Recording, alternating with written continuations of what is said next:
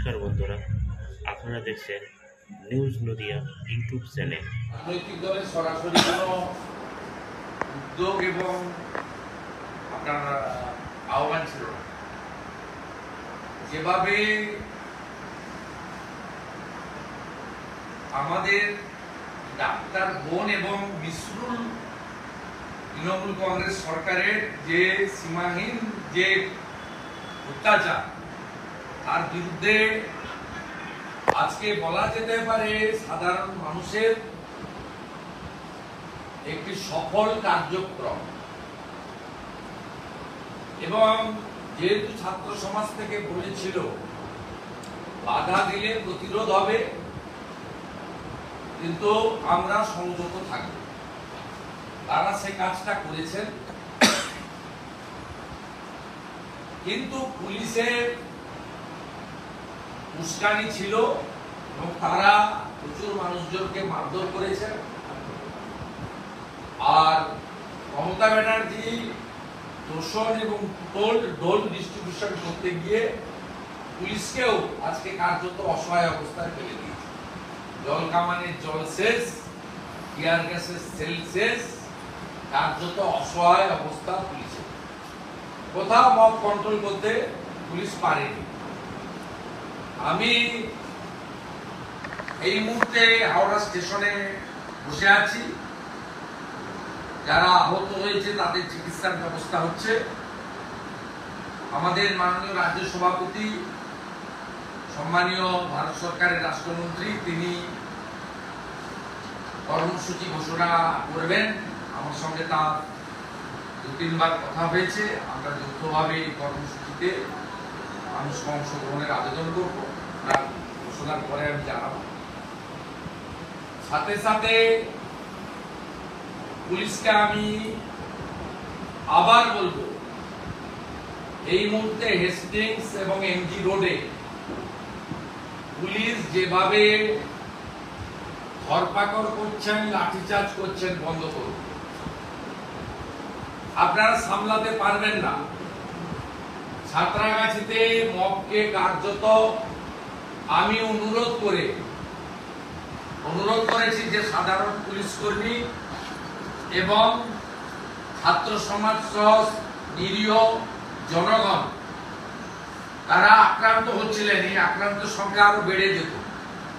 পুলিশের জল কামানের জল শেষ, গ্যাস শেষ, তারা হয়তো বাধ্য হতো গুলি করতে।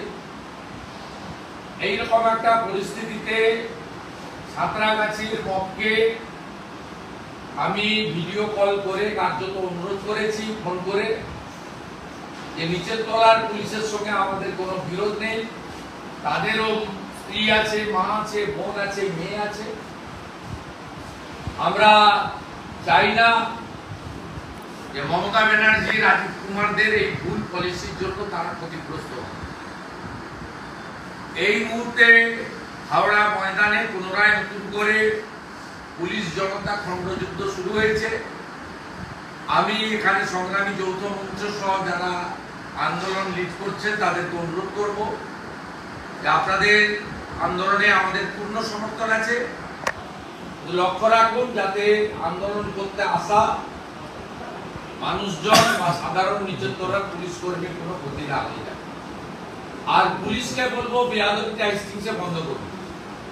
35 থেকে 40 হাজার লোকের মিছিল এসেছে। কলেজ স্কোয়ার থেকে আপনারা আটকাতে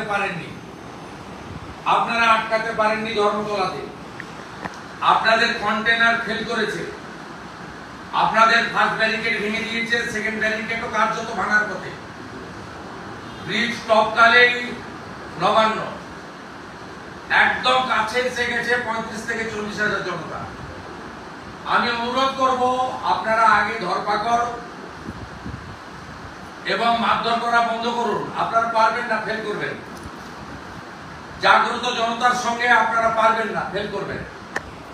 আমি আপনাদের অনুরোধ করছি, প্লিজ স্টপ অ্যাট্রোসিটি।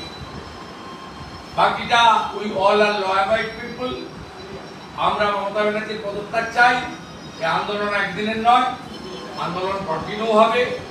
আরো কর্মসূচি নেওয়া হবে। যে মমতা ব্যানার্জিকে পদত্যাগ করতে আমরা বাধ্য করব এবং পশ্চিমবাংলায় রাষ্ট্রপতি শাসনে নির্বাচনের মাধ্যমে সরকার পরিবর্তন হোক আমরা চাই। আমরা এই মুহূর্তে পুলিশকে বলবো সংযত আচরণ করুন, আপনাদের হাতে আর কিছু নেই, পুরোটাই জনগণের হাতে। জনগণ বা যারা নেতৃত্ব দিচ্ছেন তাদেরকে অনুরোধ করব যে আন্দোলনে অংশগ্রহণকারী লোকজন ইতিমধ্যে অনেকে ইনজোর্ড হয়েছেন। আমরা প্রায় 25-30 জনের মেডিকেলের অ্যারেঞ্জমেন্ট করেছি, 500 জনকে ভর্তিও করতে হয়েছে। আমরা সাধারণ পুলিশ কর্মীরাও কারো কারো চোট লেগে থাকতে পারে। আমি বলবো যে পুলিশ বিশেষ করে হেস্টিংসের কাছে যেটা করছেন বন্ধ করুন। অরাজনৈতিক আন্দোলনে যেভাবে মানুষের যোগদান, যে বিভিন্ন প্রান্ত থেকে মানুষের সাথে যোগদান করছে, এটা বিনা রঙহীন একটা আন্দোলন। এই কর্মসূচি মানুষের কর্মসূচি ছাত্র সমাজ ডাক দিয়েছেন, বহু লোক এসেছেন এবং ছাত্র সমাজ যেভাবে চেয়েছিলেন যে রাজ্যের প্রথম সারির কোন নেতারা যেন মিছিলে না থাকে, আমরা তাদের পাশে থেকেও মিছিলে যাই, ছবি তোলার জন্য যাই, নেতৃত্ব দেওয়ার জন্য যাই। তো তাদের যে ব্যাকআপ সাপোর্ট দরকার সবটা আমরা করেছি। হাওড়ার একাধিক ক্লাব প্রতিষ্ঠান তারা 2 লক্ষ জলের পাউচ বিতরণ করেছেন, তারা অ্যাম্বুলেন্স দিয়ে লোকেদেরকে সরাচ্ছেন, তারা হেল্প ডেস্ক করেছেন, প্রায় 250-300 ভলেন্টিয়ার কাজ করছেন এবং 200-র বেশি জলের পাউচ ডিস্ট্রিবিউশন করেছেন, বহু লোককে আশ্রয় দিয়েছেন এবং সাহায্য করেছেন। এই কাজটা করার দরকার ছিল, এই কাজটা আমরা করেছি। এটা জনগণের লড়াই, ছাত্রদের লড়াই এবং এই মেসেজ খুব ক্লিয়ার। একটা সময় সিপিএম বলতো আমরা 235, ওরা 30, সেই দম্ভ ভেঙে দিয়েছিল। আজকে মমতা ব্যানার্জিও বলতে পারেন যে আমারও 225 জন আছে। তো ভাবি এই রাজ্যে অসহযোগ করুন, প্রয়োজন হলে ইলেকট্রিক বিল, ট্যাক্সের বিল কিচ্ছু দেবেন না যতক্ষণ না এই সরকার পদত্যাগ করছে। পুলিশ কর্মীকে রাস্তায় ফেলে মারধর করা হয় হাওড়া ময়দানের কাছে। আমি আগেও বলেছি, এখনো বলেছি, নিচের তলার পুলিশ কর্মীদের কোনো দোষ নেই, তাদেরকে এগিয়ে দেওয়া হয়েছে। জল কামানে জল নেই, ওরা আন্ডার এস্টিমেট করেছে। পুলিশ ভেবেছিল 200-500 লোক আসবে, 5-7 হাজার পুলিশ দিয়ে মেরে তাড়িয়ে দেবে। পলিটিক্যাল পার্টির অ্যাফিলিয়েশন নেই, লিডারলেস, সিপিএম কে দিয়ে বুলিয়ে দিয়েছিল লাগাতার।